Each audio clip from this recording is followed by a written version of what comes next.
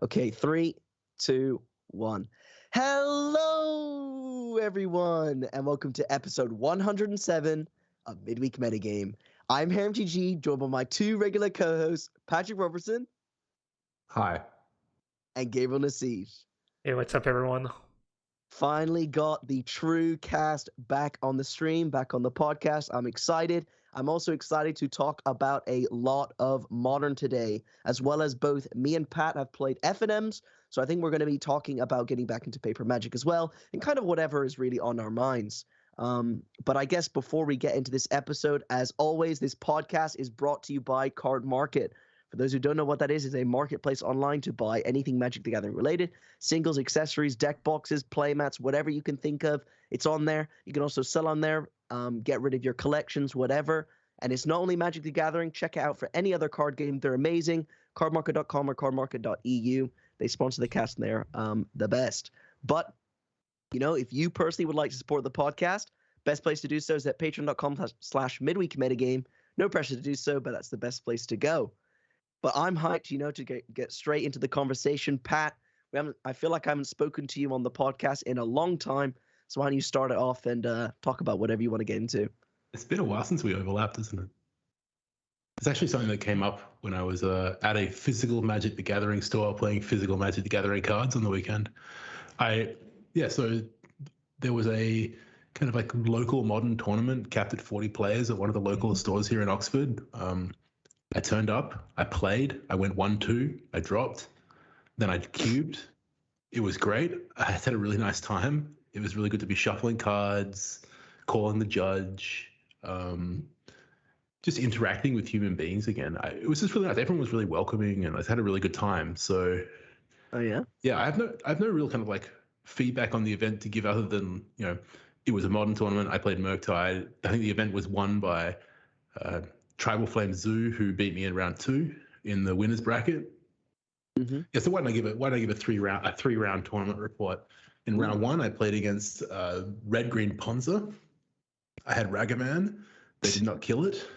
The match was over in 10 minutes.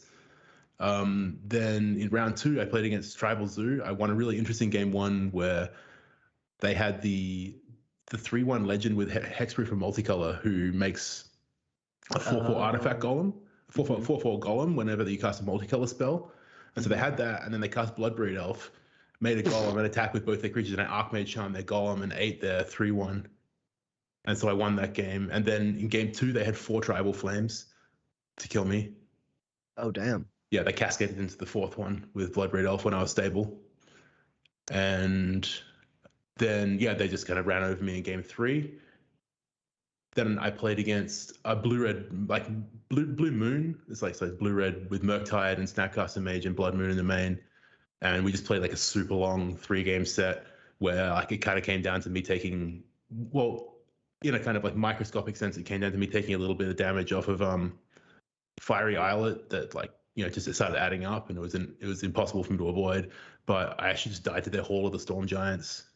2 games, in games 2 and games 3. I actually won the game where they blood mooned me. It was way worse for them than it was for me.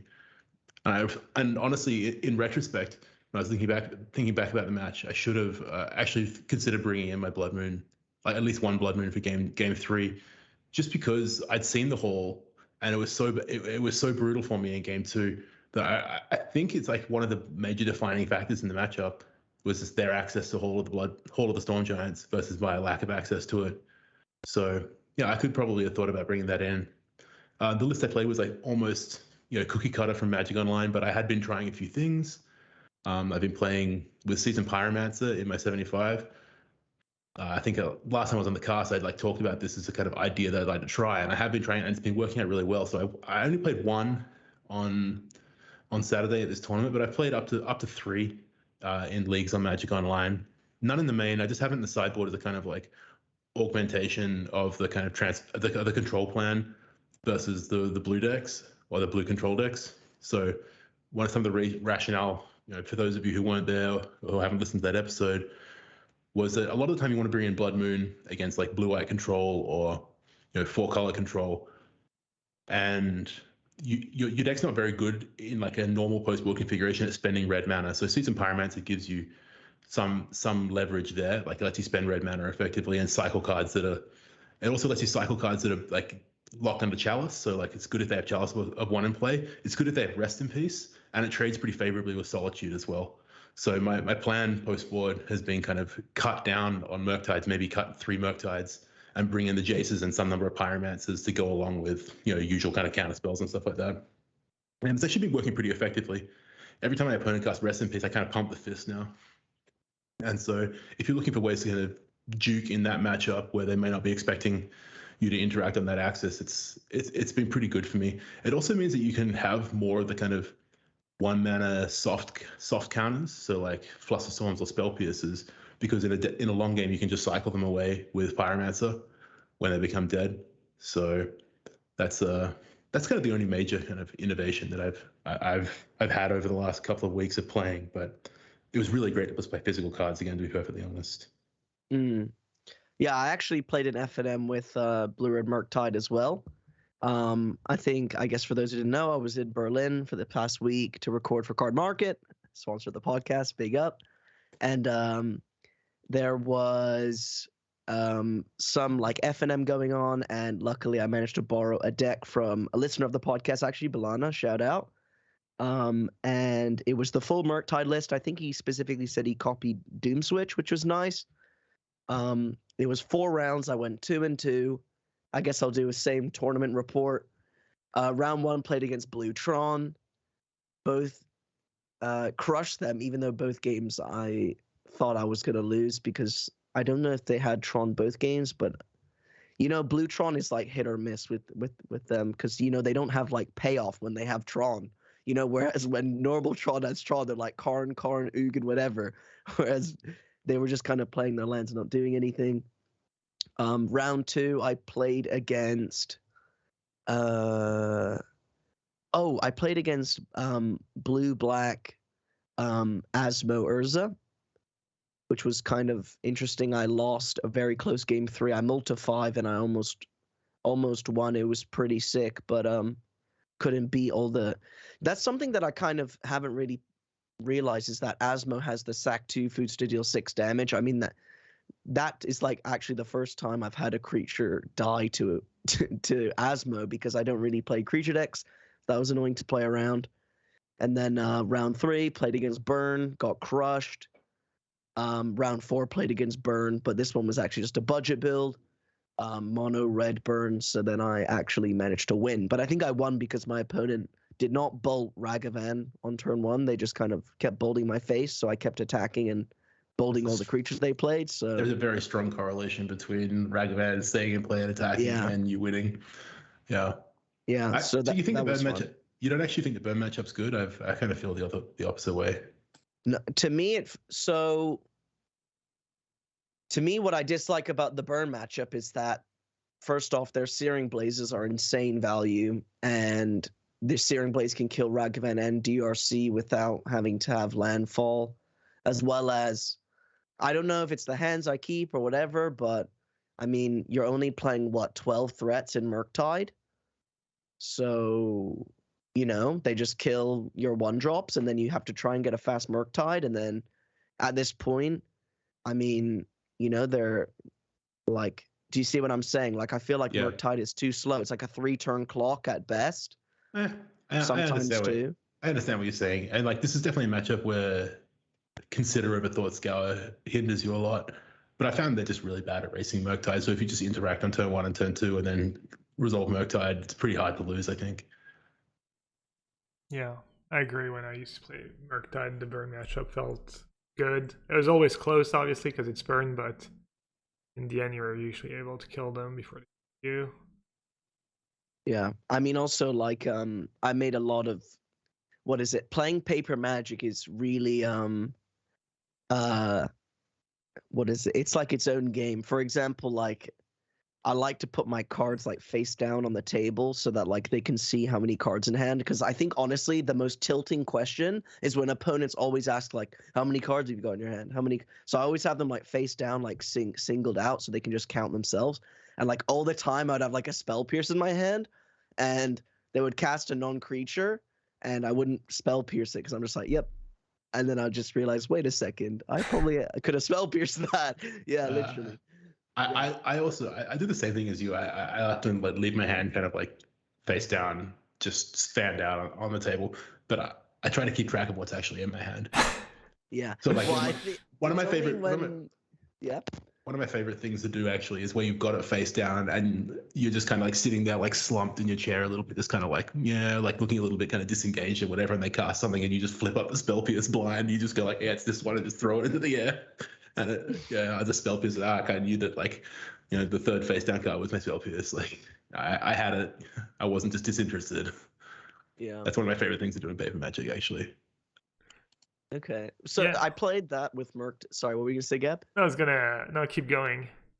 Oh, right. I was just gonna move on to the next FNM unless you want to say something about Murktide. I just was wondering what it was like to play live Magic and play tournaments and. Okay. I had a really good time. I had an interesting judge call that was that went against me, and then I appealed, and it went for me. I attacked my opponent with Ragavan, and I took their Bone Crusher Giant, and then I stomped them. Mm-hmm. And the opponent was like, "Oh yeah, that's how it goes to my exile zone, and I get to cast it." I was like, "No, it doesn't work like that." And the floor judge was like, "It does work like that. You don't get to keep it." Person who stole it was Ragavan. And I was like, "It's definitely not the way it goes.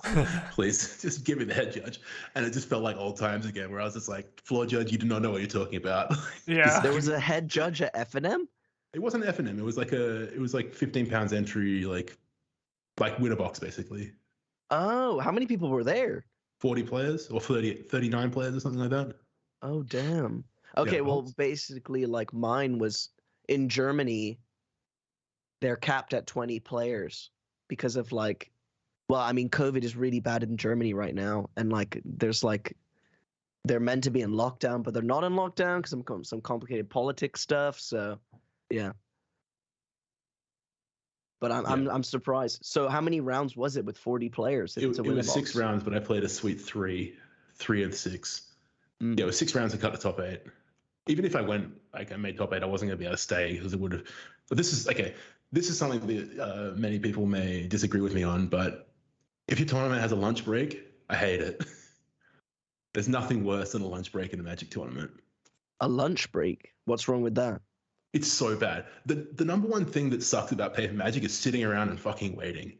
Guess what a lunch break is? An hour extra of sitting around and fucking waiting. Oh, damn. It just makes the tournament drag so much. It's so bad. And when did they have the lunch break? After round 3. So that's why you dropped. From like, am I going to sit around and just like for an hour and wait for like a bunch of people to eat some like bad hamburgers? That's not happening. I'm sorry. Damn. So I really, really hate lunch breaks. Mm-hmm. In Australia, we basically like vetoed the lunch break at any kind of area that I ever played. We just never did lunch breaks because tournaments just run so much smoother if you just turn up and play. I also just don't want to go and like eat a big meal at a tournament either. It's really frustrating. Yeah. Something that I was surprised by is this FNM I went to is the entry was free and they still had booster prizes. It's subsidized by WotC or? No, the guy just said he loves the game. Well, I don't think no one really explained why. I think someone just said like he loves Magic or something. That's cool. Yeah. Yeah, I mean, it's just getting people in your store, right? And having, if 20 people turn up every week on Friday night, like they probably buy a hell of a lot of like soft drinks or whatever. And maybe they buy sleeves, and you make much more margin on that than you do on any booster pack. Yeah. Yeah, Magic competitive players are not known for like spending a ton of money necessarily, but maybe FNM players are all different, or maybe things have changed a bit. But yeah, no, that's cool. Yeah, I mean this modern FNM was very casual. Like a lot of people were playing their own brews. No one was really playing. There was only like a handful of people playing meta decks, and I think that's why it's free entry because like I think they buy singles and they crack packs for fun and stuff. So it made sense, and it was a really nice community as well. So I rated that. On the Sunday of my week, though, I played in another event. This wasn't I guess it's like just a casual group that meet up together. And it was in like this warehouse and in the attic of this warehouse, like nicely converted. It wasn't scuffed. It was really nice. And we all did COVID tests before we went and had to show double vax, so we didn't have to wear face masks, which was nice. And we played 4 rounds of Modern. This time I played 4 color control, and I went 3-1, which was pretty fun.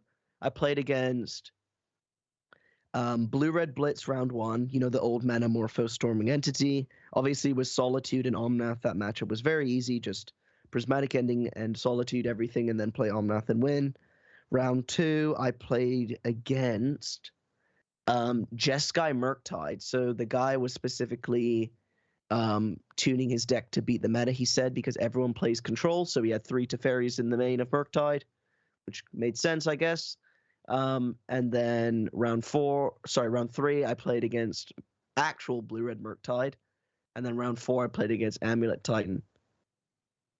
Fun FNM, great community. The German community was really nice from what I saw. I think they said that there's 40 or 50 serious Modern players in Berlin, and they have like a group chat and everything, and they specifically organized that event to be on Sunday for me, because normally they do it every Monday, and I think they call it like Monday Modern Magic or something, but in German. So so that's really that podcast clout paying off.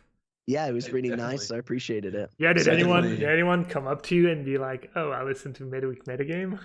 Yes. So one guy at the first FNM was just like, "Oh, you're Gabriel Nassif's friend." I was like, "Yep." And then other people, I think the blue red blitz guy said, "Oh, you're the famous podcast guy." The thing is, though, like, I think everyone knew, because all the Modern players in the chat, like, they knew I was in town. Yeah, they explicitly organized for you. Yeah. I think they knew who I was, quote unquote, because anyone who didn't know, they were just told, "Oh, that's Gab's friend." So that's why I think a load of people were just like to me, "Oh, you're Gab's friend," because that's what they were told in the group chat or something. But yeah, everyone there seemed to like, they shook my hand. So yeah. Anyone give you the hello? The hello, Oh Harry. no, that's actually. Oh no, I'm worried for the first GP I go to. Everyone's just gonna be screaming at me as I walk down, like whatever. Or we don't have that many listeners. Come on. Imagine if I call the judge and the judge comes over, like, "Hello, what's the judge call?" Or when you call a judge, they're like, "Come to the table," and they're like, well. What do we have here? Well, Harry, you're getting DQ'd. Bye. What about you, Pat? Yeah, I had a few people come up to me. So I was sitting around kind of before someone's like, "Are you Patrick?" I was like, "Yes." And they're like, "Oh, I really like your podcast." I was like, "Thank you. Can I borrow a Mystical Dispute?" Yeah, so that happened. Yeah, a few people said like, "Yeah, I've been listening for a while. Like, I really enjoy it." I said, "Thank you." It's kind of it. No one really gushed or anything, and I appreciated that. You know what I would have said? I would have said, if you enjoy it so much, you must have given us a 5-star review on iTunes then, right? Yeah, I'm disappointed I didn't milk it for more physical reviews. But I tried to get a Mystical Dispute off the guy. He appreciated it. I was like, "Hey, super fan." It was, I don't know, maybe I was being a jerk, but it was pretty funny. Damn. But it was nice. We also, the tournament organizer had a cube as well. So when you drop from the event, like, you just throw your name on the cube list. So I did I did a 6-player cube draft. I also taught someone that I met there to play heads up cube, so 1v1 cube in a couple of different ways. So we did a grid draft and a Winston draft, and then I played Pai Gao with him, just with packs made up out of the cube. And so he'd never done any of that sort of stuff before, so that was good fun. I basically just hung out for the afternoon. It's like the first day out of the house I've really had properly in a long time as well. So it was just a really, really good experience for me. Nice. Yeah, I think I guess I should clarify this. Anyone listening, like, thank you for saying you like the podcast as well, because I don't really know how to react when people say that. So, like, just thank you. I appreciate it. I guess you feel the same, Pat. Oh, absolutely. I mean, yeah, it's always really nice. You just don't know how to react to it, though. It's not something that happens all the time. I'm sure Gab's more used to it than we are. Yeah, I mean, you just say thank you. I mean, exactly that. To feel nice and not much else. Like, what else can you say?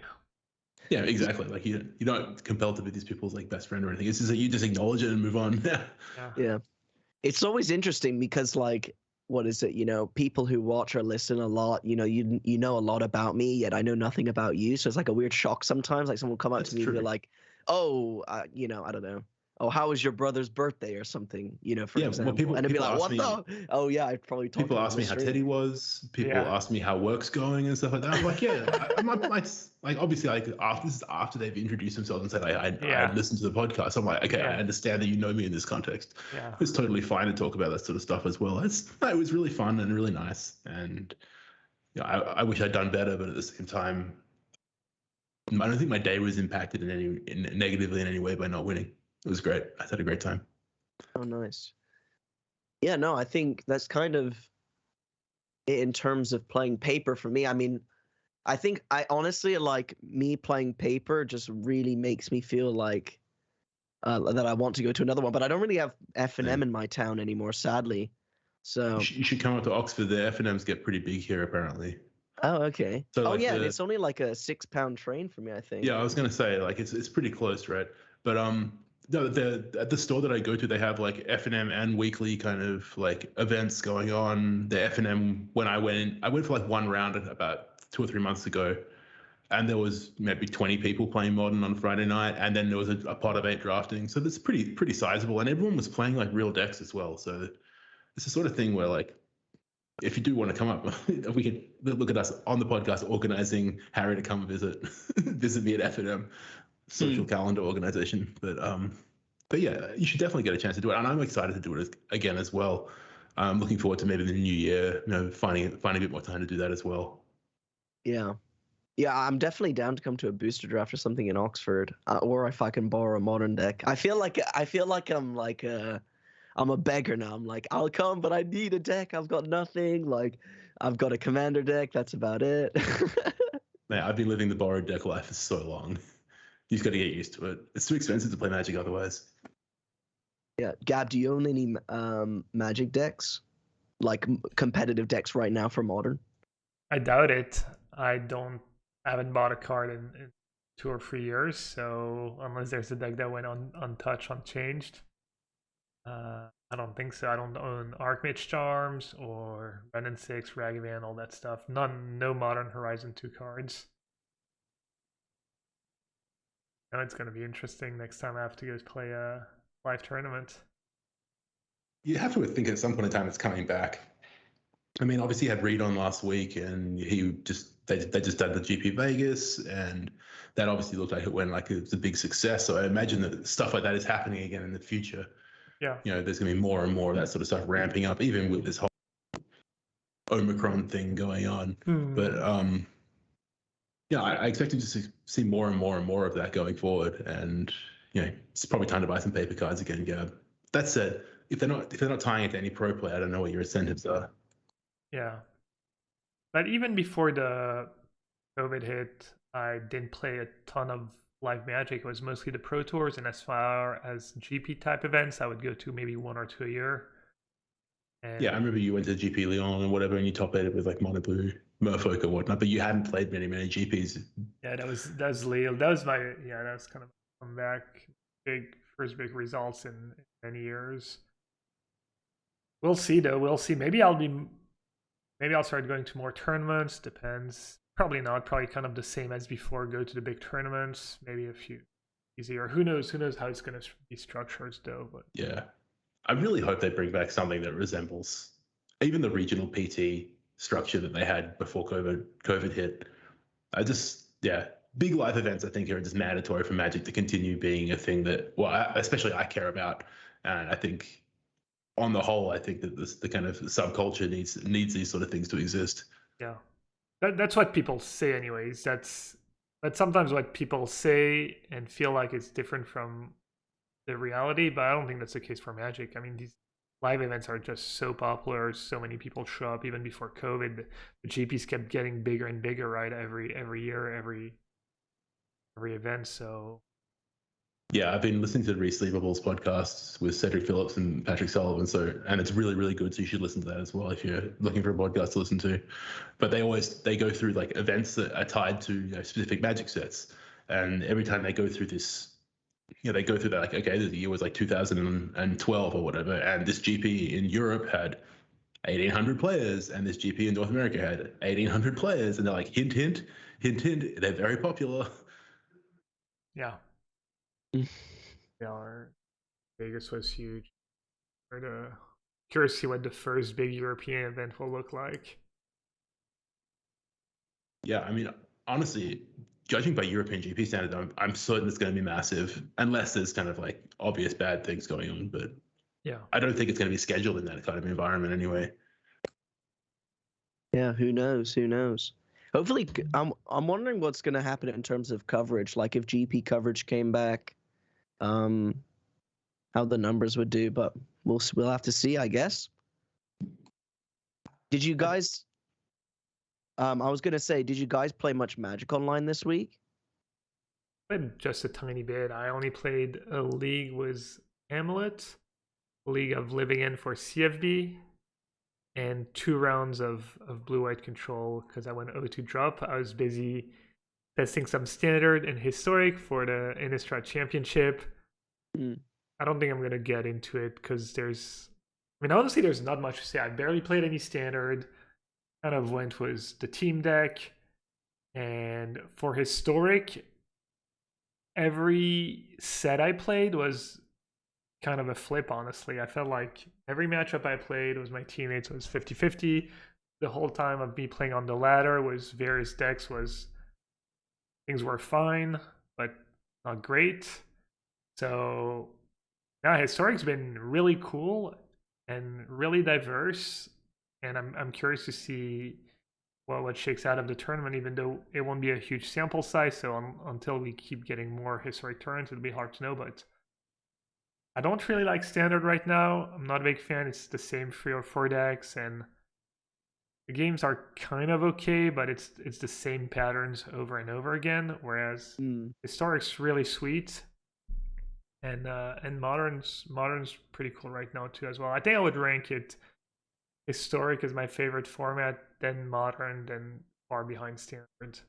Yeah, I agree with you on standard not being very interesting and the repetitive play pattern thing at the moment. It's just, yeah, I was playing a little bit alongside kind of your testing process, I guess, just kind of clearing my quests every day with various stock standard decks that I just like it's kind of once you figure out how to like fork a time walk, you kind of just done it already, and like you fork the card that draws 2 cards and makes 2 treasures. Like it's fun, but like it's just the same thing every time, and you just got to engineer the game to a point where you do that thing and then you win.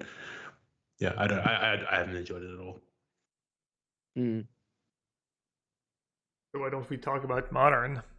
I guess I'll start since it's been talking so much. I barely said a word. I was really, really limited. Now you feel my pain. Feel my pain. Yeah, we got to get our money's worth of Gab. Yeah, so the league was Living End, went kind of okay. I lost 2 close matches in tough matchups, and I did okay against non-tough matchups. I think I lost to White-Black Hammer Time, as well as... Wait, I played 2 leagues with Living In. Anyways, basically the deck still felt strong, but in the tough matchups, when they have hate after sideboard, the games are tricky. I still struggle to figure out how to sideboard exactly with the deck. It's still a challenge.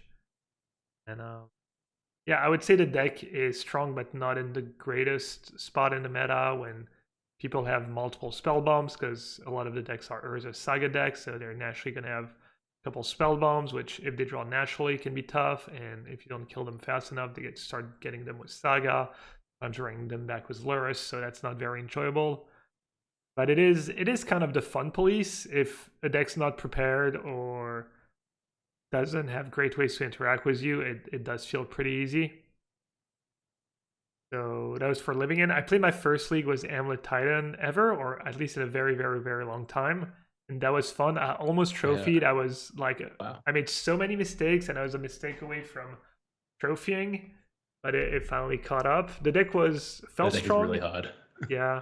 I feel like it's hard and not hard at the same time, because once you kind of know what to think about, it's maybe gets a little easier. But definitely, it's not the greatest deck to play when you're trying to pay attention to chat if you've never played it before, and you can't really autopilot. Getting your triggers around the wrong way for your bounce lands is just a nightmare. Yeah, not only that, but just the lands to get with Titans. It's Yeah. not always like super straightforward. I have this memory of back when Summer Bloom was legal, my housemate and I were like playing a league of Magic Online, and he like bought the cards for Amulet Titan or Summer Bloom or whatever. And I just remember us just fumbling our way through for like 3 hours one evening, just having no idea what we're doing. I like couldn't win a game, and if we didn't turn 2 kill them, because we only knew the sequence to like just kill on turn 2, that was it. Yeah. Couldn't figure out how to win a grindy game at all. Yeah, in hindsight, the lands to get and what to do can be kind of obvious, but there's so many options in the first place that it can be a little tricky. But it was fun. I got paired against a lot of Urza Saga Lurrus decks, I think, and I'm assuming these are good matchups. They don't kill you super fast. They have a little disruption, but not quite enough. I ended up losing to Rhinos. Kind of classic Rhinos match. The whole match felt really close. Every game felt really close. I feel that's kind of the nature of the Rhino deck, though. I've always felt like that deck's just very 50-50 against the field. I've never been super impressed by it, but also always feel like it's solid when I get paired against it. I always feel like I can lose, or when I win, yeah, like maybe one extra interaction card, it could have gone their way. Yeah, I feel the same way about that deck as well. I always play interesting matches against it, but I never like it's super impressed with it. But it definitely feels like it never does nothing. It always like puts some pressure on you. But yeah, sometimes they just have like one more card than you have answers or whatever, and they get one over you. It should be pretty good against Titan, though. I would imagine they have access to all the blue interaction, and then they also just have like quick clock as well. Yeah, they also have Blood Moon. I think the list still plays Subtlety, I believe. That card's a little scary. My opponent never cast it in this specific match, but felt like it would have been really good for them. And yeah, can I ask what version of Titan you're playing? Were you playing the version with Khan, or were you playing the version with this new 7-drop creature? No, I played the version that won the Saturday Modern Challenge, and it had Karn in it. It was big JC00 that won the challenge. Super straightforward list, and Karn was pretty good. I've always been more scared of the Karn version as a control player because they get that cheap threat that solo wins them the game, but I'm assuming it's extremely good against control because control doesn't have ways to kill it right away usually. So basically, if you resolve it and untap with it, you are just a massive favorite. It certainly felt more scary before Unholy Heat was printed, at least. Yeah, I guess I'm talking from blue-white control perspective. Yeah, certainly. Yeah, no, that card's always been. I know the deck was good. Grazer was an MVP against all the Ragavans. Grazer was really sweet in general, and it was fun. I think I'm gonna play the deck at least for another league or two. Maybe try and focus a bit more, a little better. Probably will go worse, but it was cool. I had Francisco in chat help me a bit. The other viewers who sound like they were knowledgeable about the deck to help me out. So it was fun. You always learn so much from just a league or two with chat helping you, because usually, especially when you play a deck like Titan, when I pick up a deck like Titan, you're gonna have a lot of time the players who play the deck a lot, who are really proficient with the deck, tune in the stream. It happens more often than not. So in this case, it was Francisco showing up and helping me a bit. But it's happened in the past with other decks. You play their pet deck, and it's like cool for them that I'm streaming it, and they're usually happy to help. And that's always you learn so much more, so much faster. That was kind of. And I played 2 rounds with blue-white control. I went 0-2 drop. I got paired against a cool deck that I don't think I had ever played against before. It was Calibrated Blast. So basically, it's a red into instant spell. Red spell was flashback 2 red and free, and you reveal the top card of your deck. It's kind of like Erratic Explosion from Invasion, I guess, or Plane Shift, or that block. And you're trying to Erratic Explosions from Onslaught. All right, maybe I'm thinking of another card. Anyways, No, you no, basically you're thinking of the right. It reveals Draco, right? yeah, exactly. You reveal cards from the top of your deck. So you're trying to reveal. You've got 15 casting cost cards, I guess. You're trying to reveal that, so you deal 15 damage, and then the other points of damage, you either hope your opponent deals them to themselves with shock lands and fetch lands. You have the version I played against had the Scorched Desert, the Ping Land, as well as Ramnap Runes and Mishra's Factory. Deal as few points of damage. Also, you can just resolve it twice to kill them. And yeah, that matchup was surprisingly tough. I got 2-0'd. I didn't have the best draws. I think I mulliganed each game, and in game 2 I didn't draw my Rest in Peace, which would have then she countered. I think they drew free blast, so would have I had to counter them a bunch, and then the flashbacks, and I just couldn't do it. Rest in Peace would have been good. I've played against that deck too. It's pretty scary. The first time you play against it, you just don't no idea what's going on. You think there might be like mono red that's like just kept some burn spell hand or something. So you're like, I would play against them and I just wouldn't run I would like save to dash my Ragavan or something like that, and eventually they would just be like, take 15, Ragnarok ruins you. You're like, oh, I'm dead. Yeah, I had no idea in the first 2 turns. I think they led was Gemstone Cavern in game 1, and I assume it was maybe Rhinos. So yeah, no, that was cool, and the deck kind of looked good, honestly. And yeah, it's hard to interact with it. I guess the flashback on the calibrated blast means that they kind of grind relatively well for a glass cannon style deck at the very least. Yeah. And then all this little bits add up. I think when I played against them, they had some kind of transformation post board, so they had like Seasoned Pyromancers off a sideboard or something like that, and I just got absolutely browned by them. Okay, yeah. I'm not sure what my opponent had. I looked up a stock list. It was sideboard was Consigned to Oblivion. They had the land in the sideboard. It's pretty cool. It's an anti-discard land. When they make you discard a card, you can put it back on top of your library instead. And I actually didn't realize in the game I got paired against that deck twice. I got paired against it was Living In afterward. I was like, how did I make them discard? It was Blue-White Control. Yeah, so I lost with it to Blue-White Control. One card that would have been huge in the matchup that I never drew was Teferi Time Raveler, because the blast is an instant, and forcing them to play on their turn would have made my life way easier. Since obviously we're able to sequence, make me counter end of my turn, then on their turn, meaning I never had a window to start drawing cards with Charm or do anything of the like. So Teferi Time Raveler is probably a card you're really looking for in this matchup. Obviously try and stay above 15 from your own lands. Oh yeah, I think that's what happened in one of the games. In the first game, I had no idea what I was up against, and I just bolted myself with fetching Breeding Pool on turn 2. I figured the damage would be irrelevant. I could have been more wrong. So, yeah, it couldn't have been more relevant. That was unfortunate. It was Living In, it was close. I think I maybe lost the game, but I figured it would be a good matchup because you have Grief and especially Force of Negation, which is huge against Blast since that's flashback, and even then it felt really close and tough. So that was kind of cool to play against that deck. And actually ended up rated Waffle, and I told him what happened, and it sounds like he had played the matchup, and he said the same thing. He said, yeah, that matchup's not easy. My other loss was Blue-White Merfolk. Just good Merfolk draws. They draw multiples, add-ups, and that just kind of got me.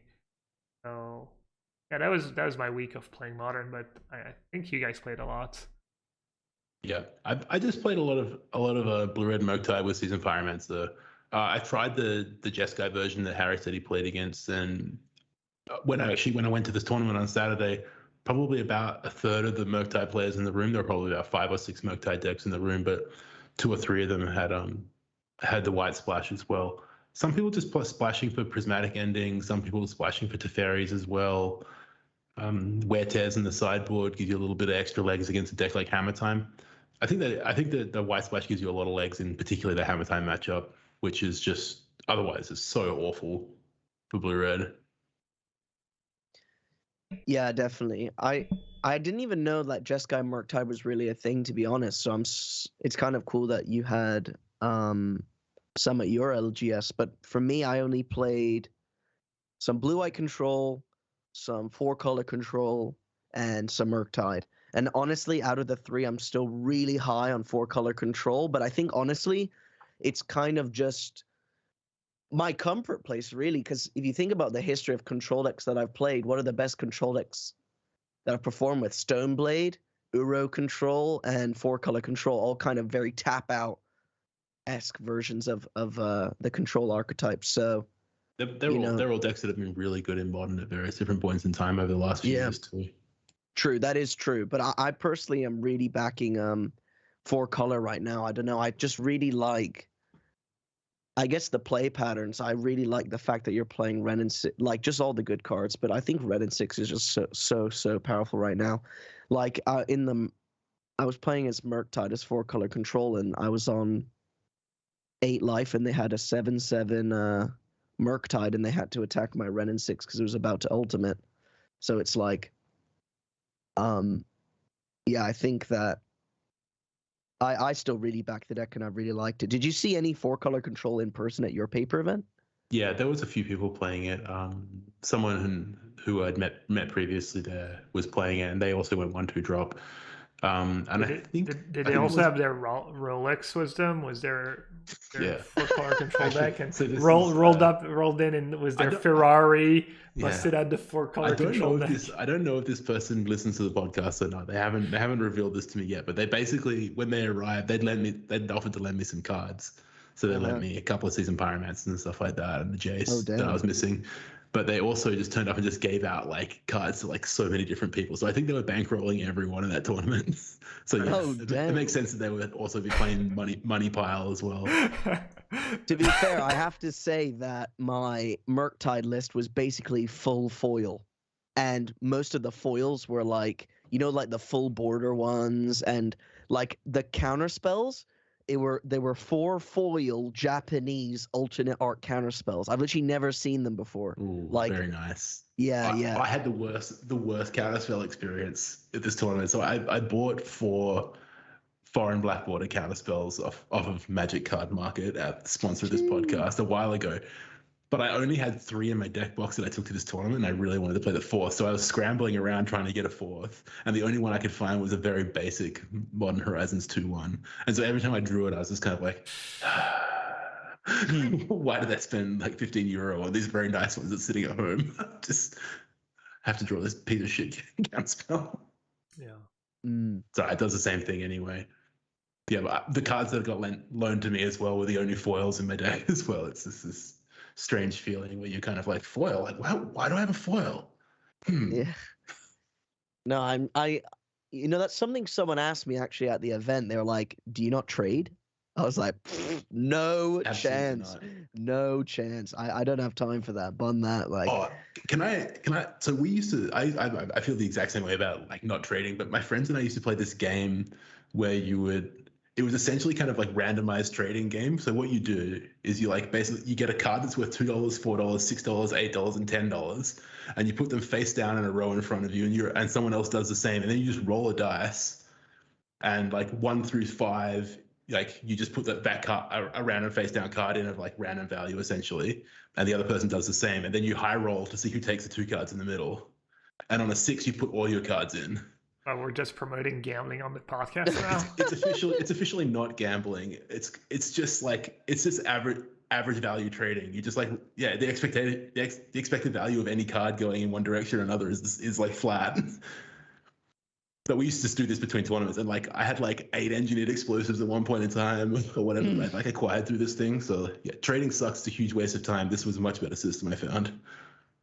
Yeah, the one thing I always hated about trading is you'd be like, okay, I've got £40 worth of cards trading for your £42 worth of cards.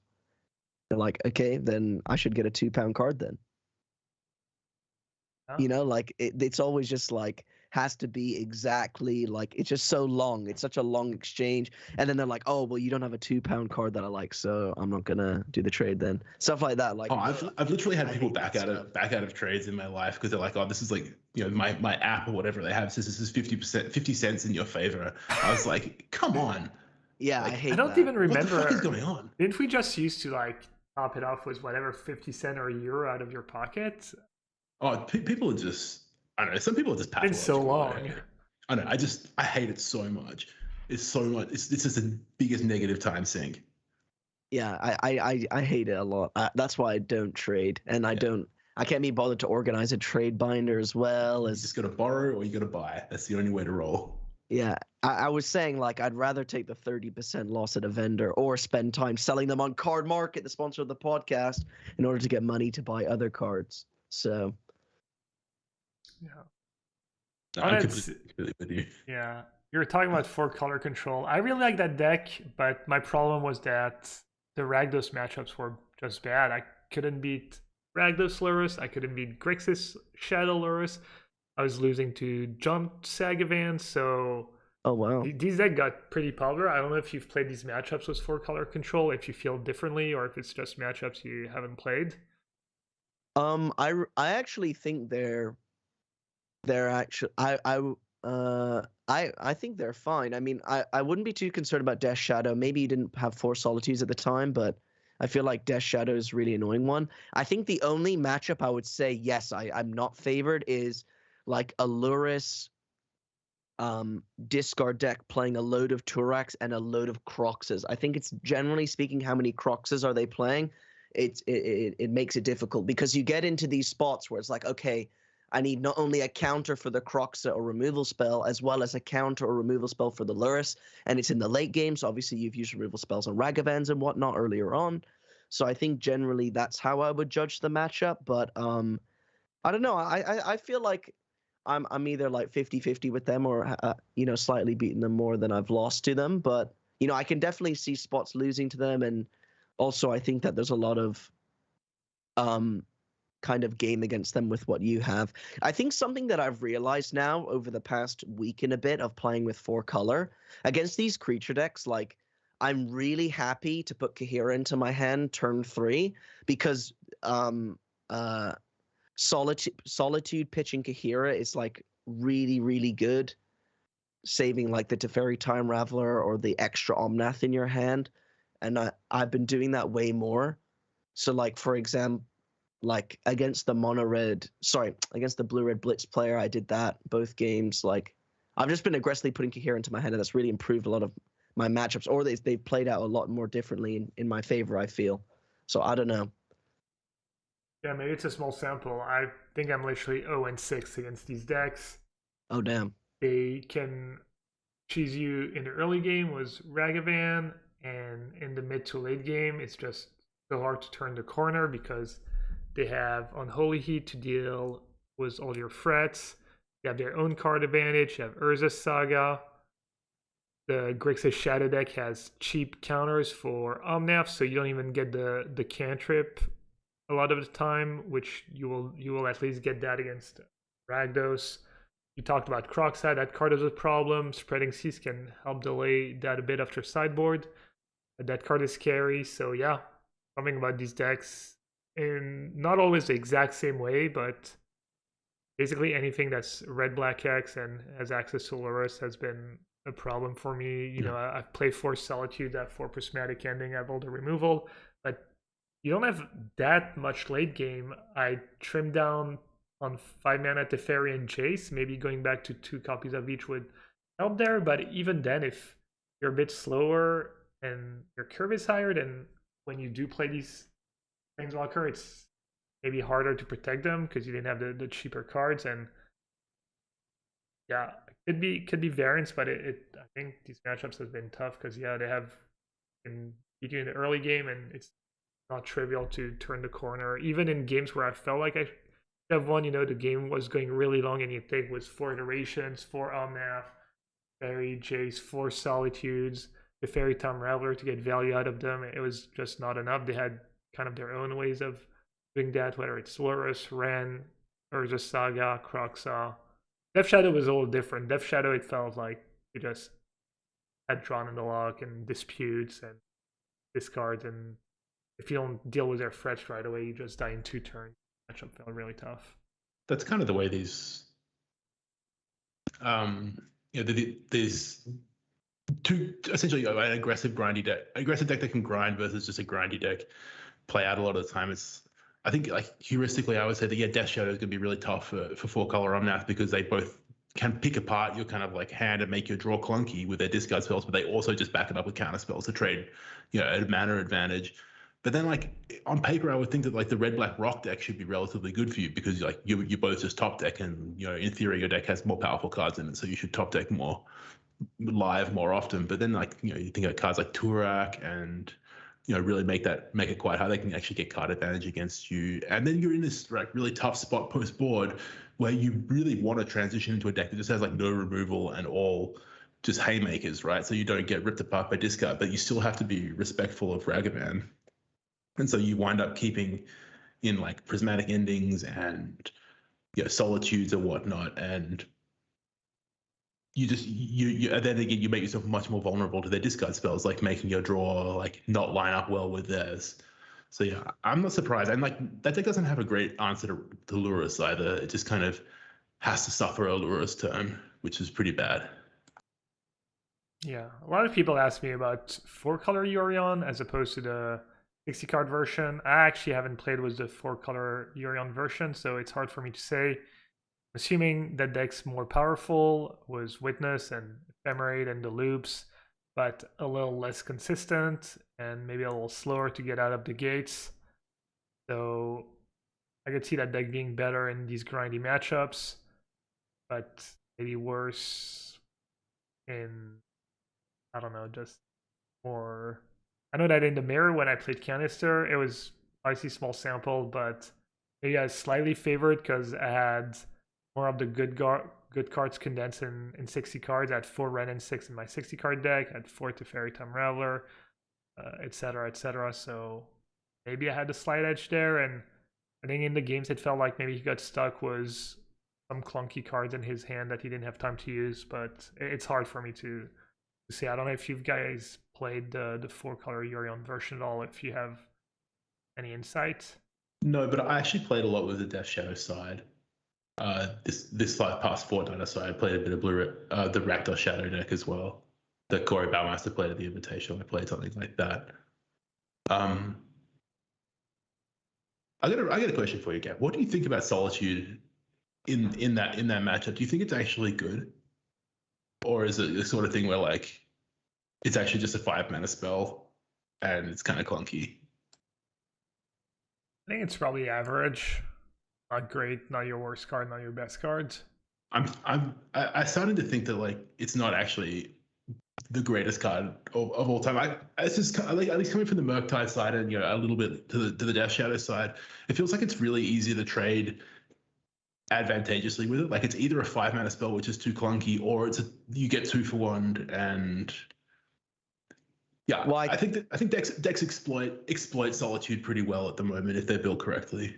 I think I agree that against something like Murktide or Grixis Shadow, it's nothing special because it's tough to afford the 2 for 1 early on, but sometimes you have to, and later in the game it's fine but not great. I think it's really strong in something like Burn and something maybe like Blue-White Control. You need it to kill the Shark tokens. I think it's a necessity, but it's not insanely powerful compared to what other people are. Well, I think you need it because, like, for example, Prismatic Ending not hitting Murktide is huge for you, as well as, like, you don't always have the Teferi Time Raveler to bounce the Murktide or whatever. So I think it's really, really... Yeah, I think it's good. It's a necessity, but it's not like, oh, wow, we get to play 4 Solitudes and... Oh, true, yeah. They don't have... Yeah. And I was just wondering, I guess like the next question I'd ask along that line of reasoning is, do you think that Fury is a card that you should be put? What sort of numbers of Fury are you playing? Because that's the sort of card where you don't get there's less disadvantageous trades for you in the early game with a card like Fury. How many copies of that do you play at the moment in your 4-color deck? I think at most I had 1 in the main and 1 in the sideboards. Is it just a lack of red cards? That's part of it. You have way fewer red cards. The instant speed's also huge against something like Burn or Dash Ragavan. But the card is nice. I was bringing the second copies in a lot of matchups. Something like Blue-White Control, I was bringing the second copy. It's a nice card against Blood Moon. It's not going to solo win you the game if they resolve the Blood Moon, but it can buy you that extra time. Every bit adds up.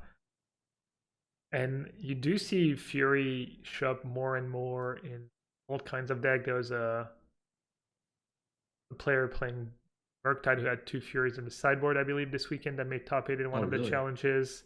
Nice. It's a card I've been looking at or thinking about trying, but never really gotten around to doing it. You've got that new red deck that just kind of mono red aggro that plays 4 Furies. Maybe it's the Obosh version. I think Rhinos also plays a bunch of Fury, and that wasn't the case at first. I could be wrong, but Fury kind of got me good. Yeah, no, Fury's kind of everywhere. It's a really good card, but in that specifically in that deck, yeah, you like a bit of the red cards. I was even trying to fit in some Furies in my Living End deck, but you have even less red cards there. You just have the outbursts, and it was you can play Inga 2 after sideboard. You can play Prismari Command. You basically have to play the 4/4 red-black cycling creatures if you want to be able to. I was going to say, you're kind of committed to being a non-force of negation Living End deck if you want to try and play a card like Fury, I think. Yeah, I'm not sure if you can do both. I forget if that version that the one player has had a lot of success was the one they play the 11 event cycling green creature. They play a bunch of red cards. I think they have Fury. I think they're heavy on Bone Crusher Giants after sideboard, and that version's kind of cool against the hate when you just get to board in a bunch of Bone Crushers and you have Furies and you can actually cast a lot of your cards. And if your opponent just draws too many Chalices and Rest in Peace and Spellbomb, they can actually backfire in some way. So, yeah, I love that transformational package of like Bone Crushers and Endurances, just playing a kind of mopey fair creature game, but far less mopey than the usual creatures that you would see in a deck like a Living End. Yeah, Force of Negation feels so strong, but I might experiment with different versions of Living End. That could be cool, because the problem with the kind of stock version is that sure you can have Bone Crusher in your sideboard, but you don't have quite enough cards to really have that transformational sideboard. Sometimes it breaks down that way where you'll draw a Bone Crusher and then you'll get to hard cast a Subtlety and their draw's a bit mopey and you cheese them that way, but it's tough. Whereas maybe if you build your deck, with that plan more specifically in mind, you can get to something a little more coherent after sideboards. Yeah, I mean, mentioning Fury, I think I only play 2 in the sideboard of 4-color control.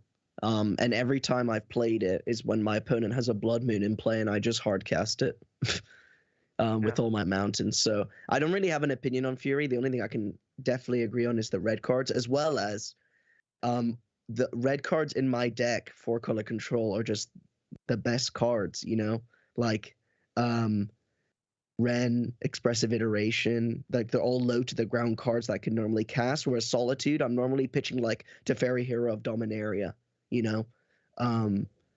like a card that's like meant for the later game and I could just find something else to do then, whereas I feel like Fury forces me to get rid of kind of my early game, like not pressure, but like stuff I used to build up my hand and stuff like that.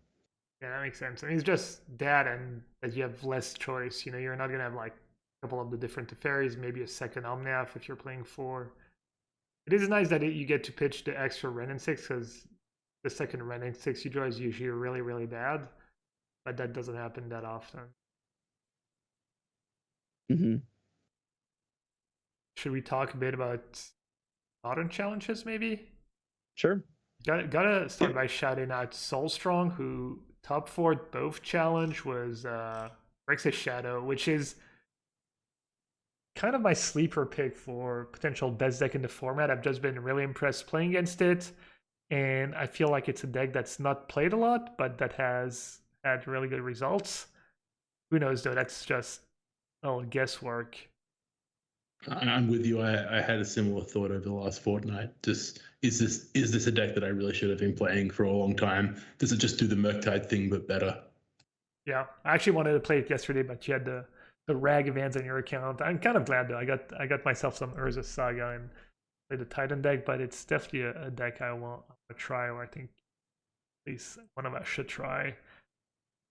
Yeah, I've played 2 leagues with it now. Oh, you've actually played with it? Yeah. Okay. And has it felt super powerful? I went 4-1 twice.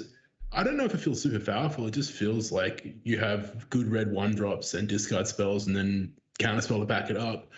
It doesn't feel too dissimilar to Murktide, except that you have access to Lurrus, which I think goes a long way. So maybe it's just straight up better than that.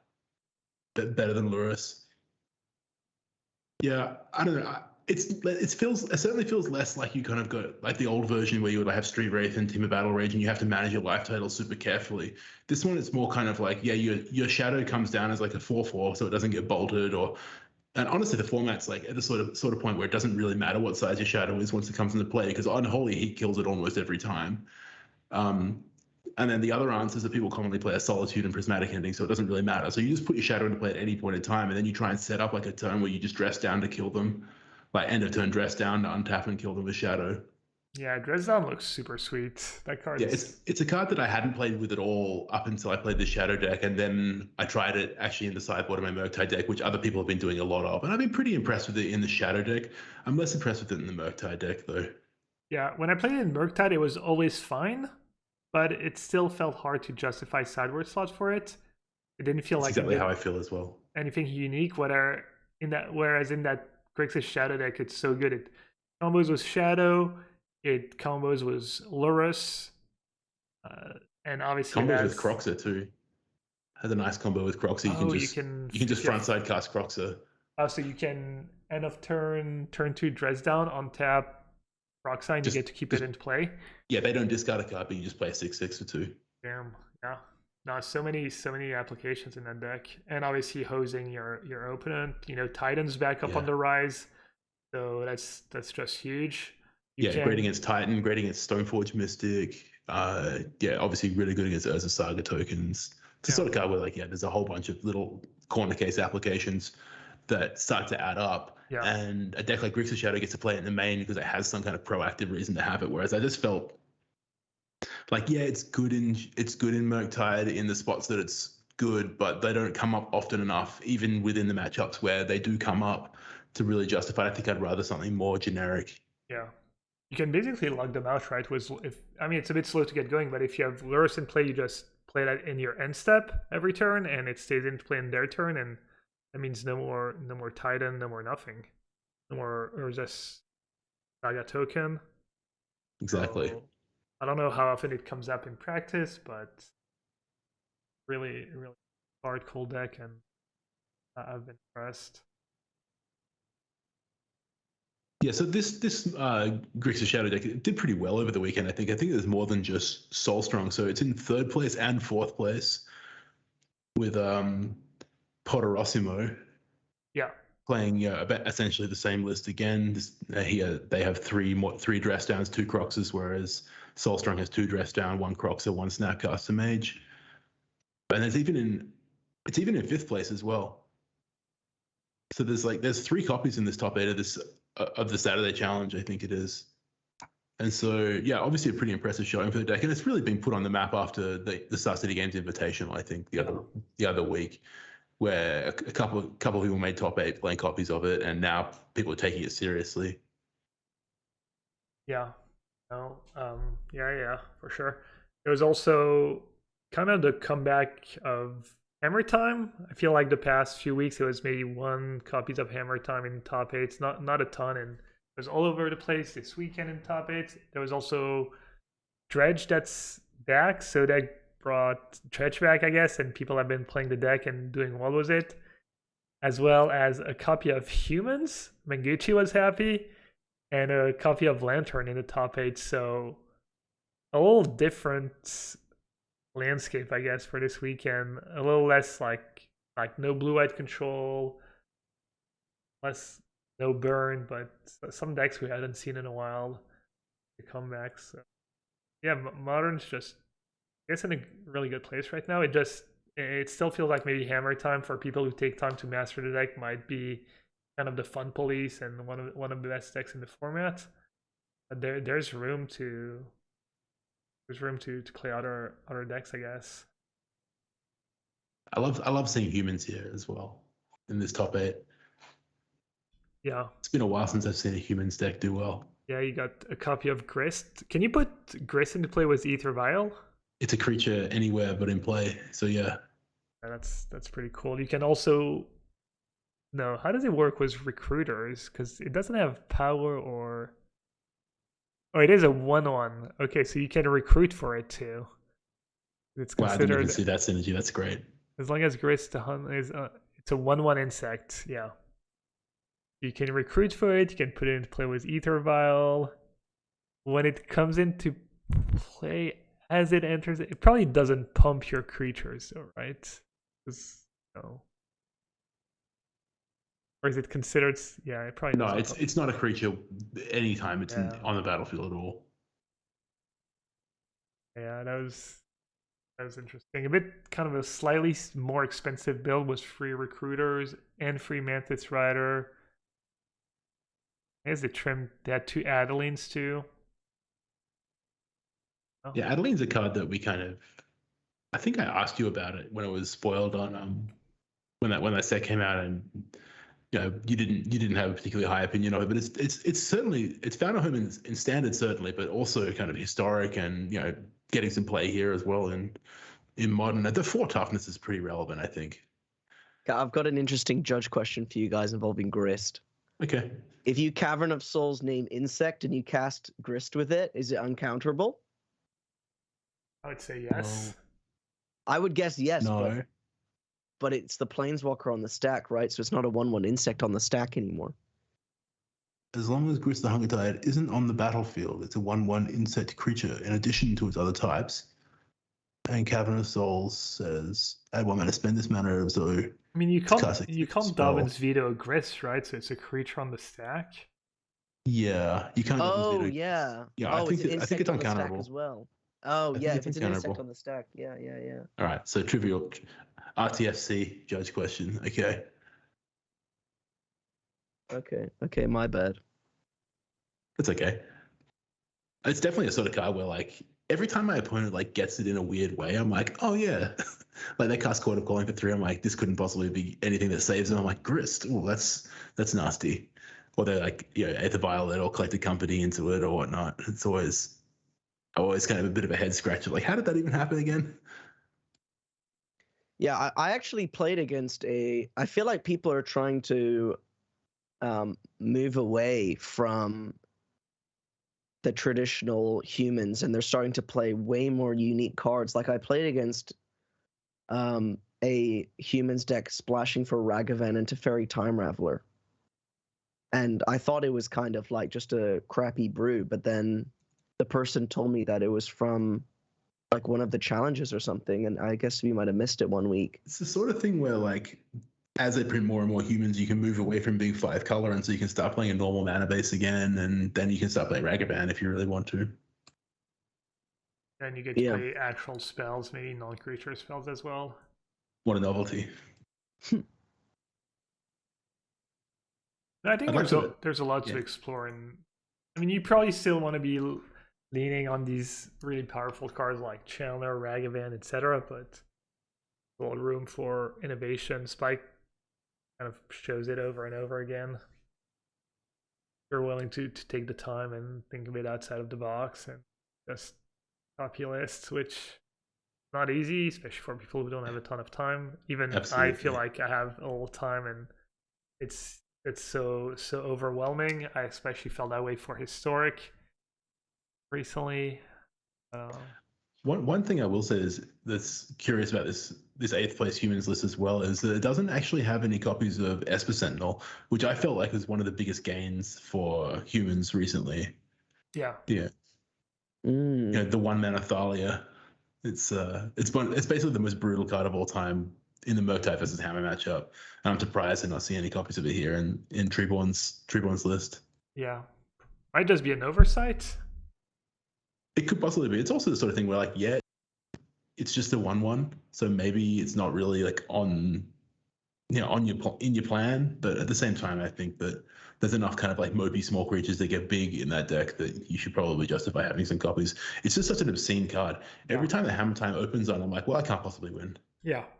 You're on the draw to play Sentinel. Yeah. I was playing a bit of Blue-White Auras in Historic, and having the 4 extra sentinels felt like extra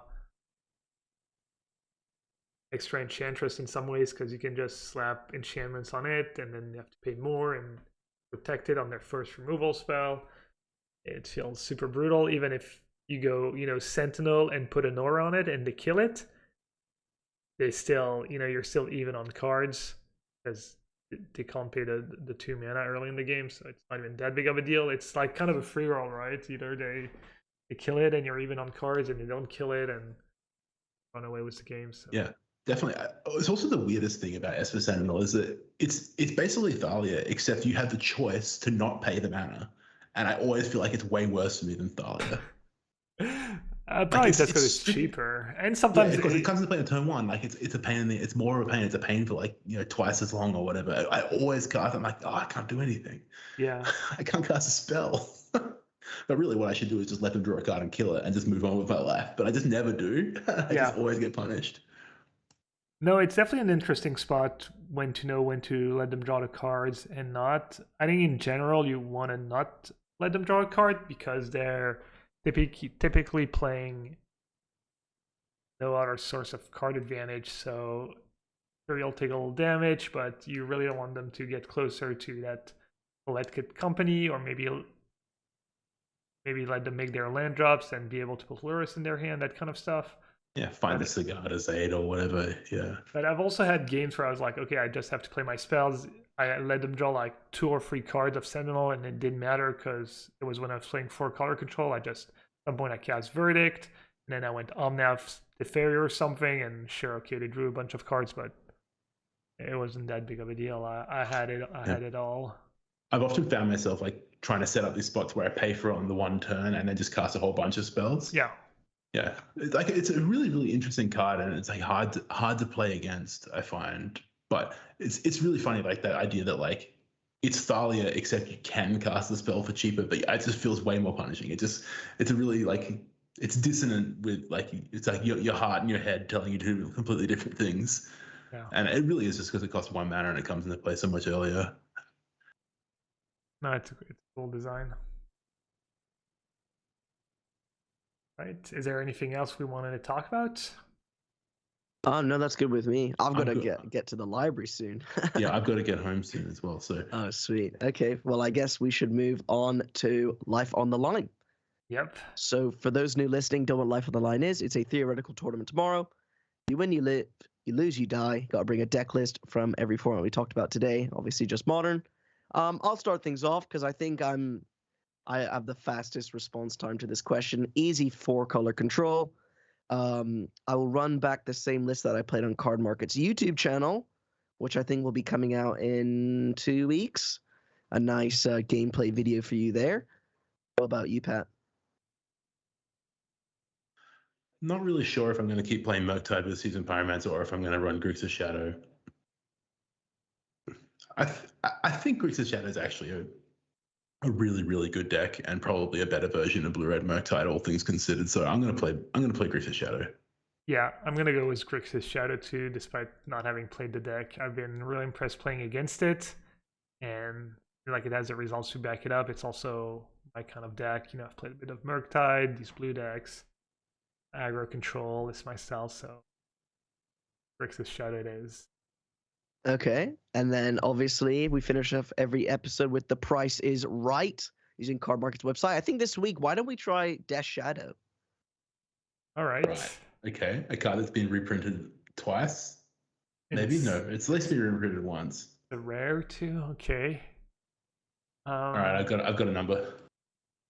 I got a number too. Okay, I'm ready. Okay, 3, 2, 1. 6. €4. Oh, damn. Me and Gab went the same. Okay, 4 versus 6. Death Shadow. Okay, there's 3 copies. Which one do you guys want? World Wake, Modern Masters 2017, or Double Masters? Like World Wake, maybe? Just the original printing. Okay, World Wake. No way. I'm guessing there's not a huge difference. No way. The 30-day average is €4.55, and the last 7 days is exactly €4. So congratulations, Pat. Wow, nice. What about the other sets? I'm Death curious Shadow Master. Death Shadow Master right here. The other. Oh, you're really digging for points, are No, you, no, I was Jack? just curious. I almost said 5, and I was like, oh, I undershot it every week, so I'm gonna, go up €1. Okay, if you would like a Modern Masters 2017, the average price is €4.76. Okay, so yeah, they're this. And if you would like a double Basically. Masters, its average is €3.50. Okay, even cheaper. Yep. All right, congrats, Pat. Okay, Take my easy. wins where I can get them. Should we start keeping track? Little stats. Oh, little point system. Please not. Maybe a viewer can go back and recap. I don't want to have to go. I'm sure Good they have luck. nothing better to do. Yeah. Seriously, people have nothing to do. Absolutely nothing. Whoa. Damn. Okay. Based. Well, let's finish off with Gab. Where can we find on the internet? Twitch.tv/yellowhat, on Twitter @GabNassif, and I also have a YouTube channel, Yellowhat. Jeez, you can find me on the internet as HarryMTG anywhere, but specifically look at Card Market's YouTube channel.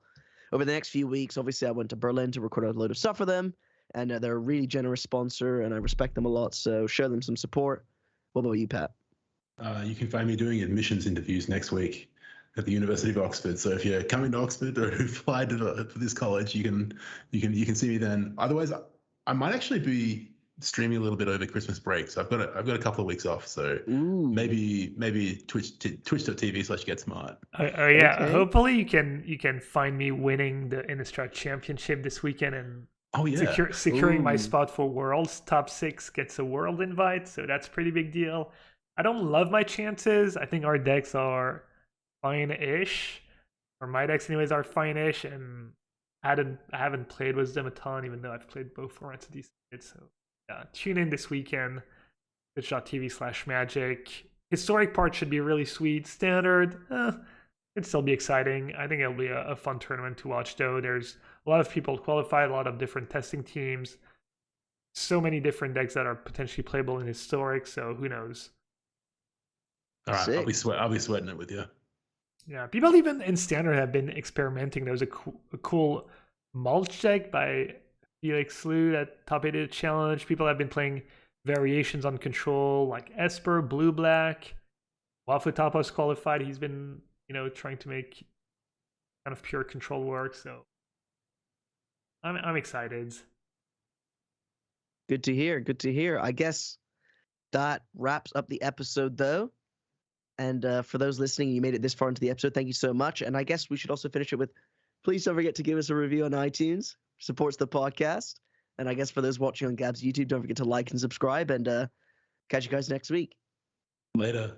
Take care, everyone.